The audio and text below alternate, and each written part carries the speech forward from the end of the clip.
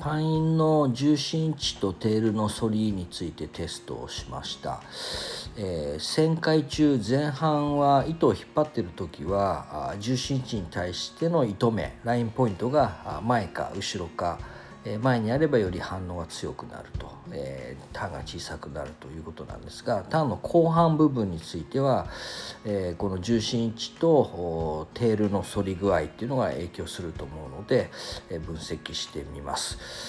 ちなみにラインポイント糸目の位置は変えませんので、重りを入れることで CG 重心位置が変わって、それによって、反応もターン前半の反応も変わりますので、そこはご留意ください。カーボンのパインがテールの反り、跳ね上がりを調整できる仕組みになっているので、これを使ってですね、テストをしてみます。まずは、テールの角度ほぼつけてない状態と、重反りは入ってるんですが追加ウエイト特にそれ以上入れてない 0g ウエイトの場合です。重心位置が後ろになるので、糸目も相対的に前なのでコントロールが非常に、速いセンシティブになります。でなおかつ一方で、テールはフラットなのでほとんど回転のコントロールがうまくいかないと。次は重心位置変わらず重りをなしで、テールをそれなりにミドルレベルで上げたものになります。糸目が前に来るんで回転が速くてテール曲がってるのでくるくるくるくる回ってる印象です。次はテールの反りをですねやや弱めにつけた状態です。糸目は重心位置に対して前なので動きはセンシティブですが、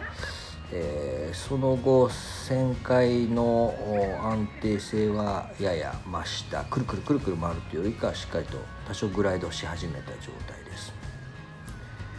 今回この少しテールを上げた状態で今度重さを調整していきます。ノーズウェイト 1g 追加した状態です。ご覧いただく通りターン前半はウエイトを乗せたことで糸目が相対的に重心に対しては後ろにずれた形になります。ターン前半の回転もスムース、後半も、重りを入れたことでややスムースになったと。さらに、調子いいので今度 2g 乗せた状態です。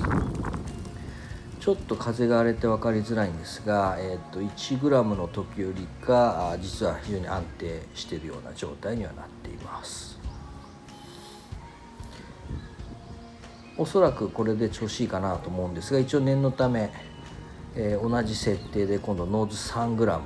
を入れています。テールの反りは、やや反った状態という形です。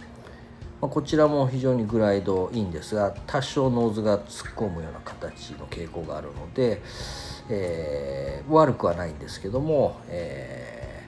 2g に戻そうと思います。今回は、この最終的には反りをローレベルの多少の反りと重り追加で 2g、もともと入ってた重りに対して追加で 2g、で一応セッティングを完了という形にしました。でこれが最終的な、フライトですが、ご覧いただく通り安定してるかなというのがご覧いただけます。今回はこんな形で、一応調整は終了しますが、一応2.5g もトライ、一応調整で今度やって、あと 3g 入れてテールをもう一段引き上げる、のも、やってみようかなというふうに思います。CG の調整の仕方等の参考にしてもらえればと思いビデオにしました。以上です。